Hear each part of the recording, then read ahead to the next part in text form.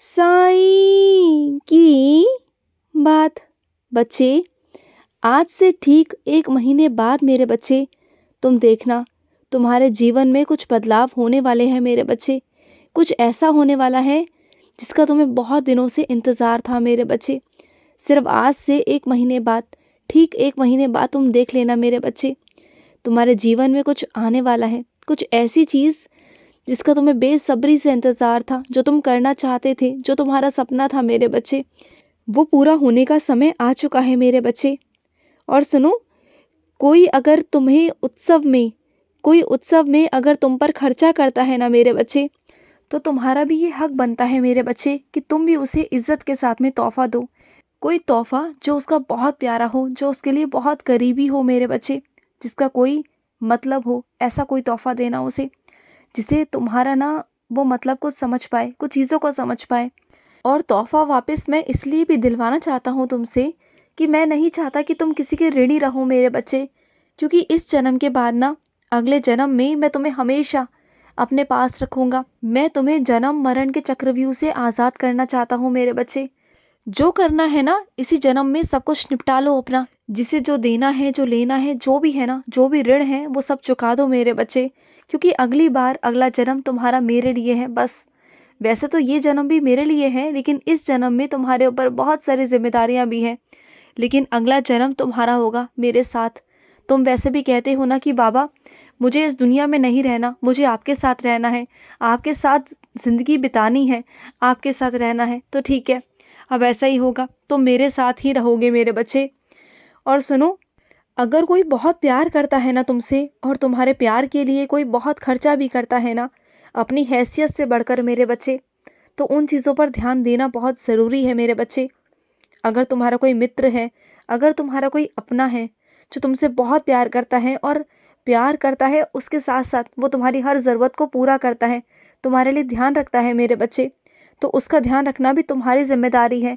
तो उस इंसान से उतना ही खर्च करवाओ जितना ज़रूरी है मेरे बच्चे, कम से कम खर्चा करवाओ उसका।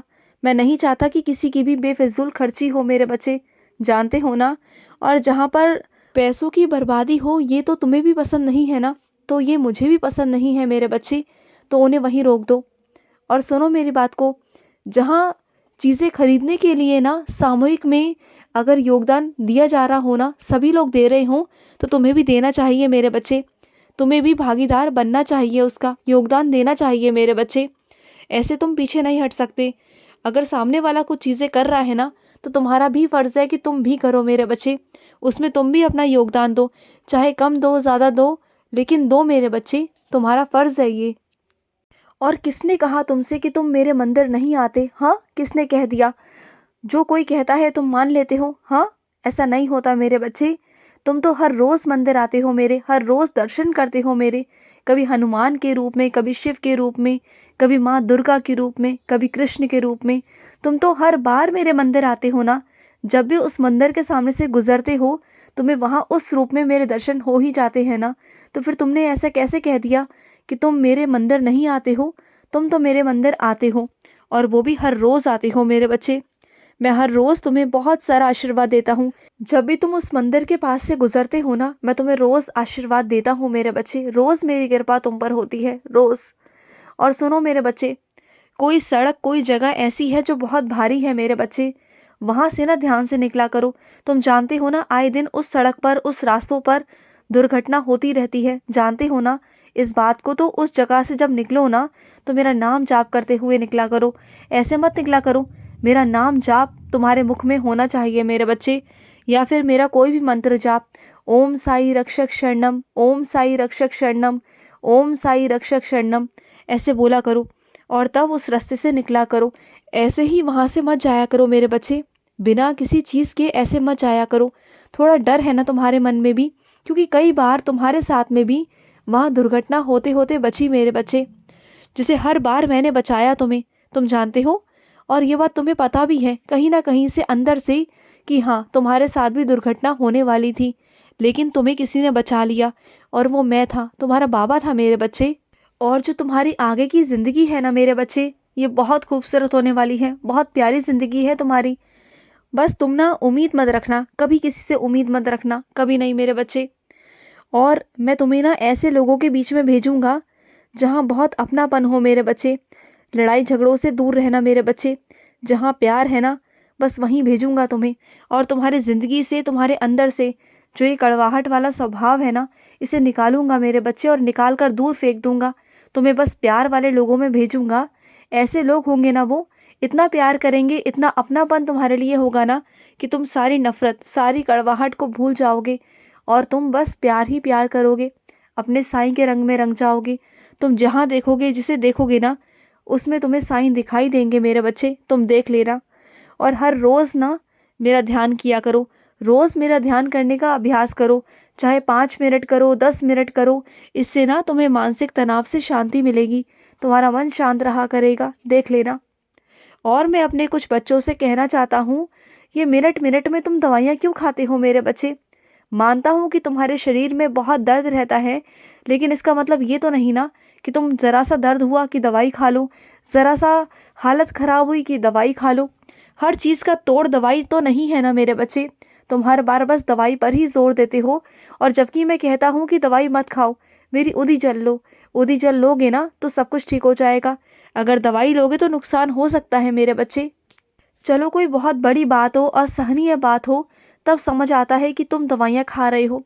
लेकिन छोटी मोटी बातों के लिए, छोटे मोटे दर्द के लिए, ज़रा सा सर में दर्द नहीं हुआ कि तुमने तुरंत ही दवाई खा ली, ज़रा सा पेट में दर्द हुआ कि तुमने दवाई खा ली।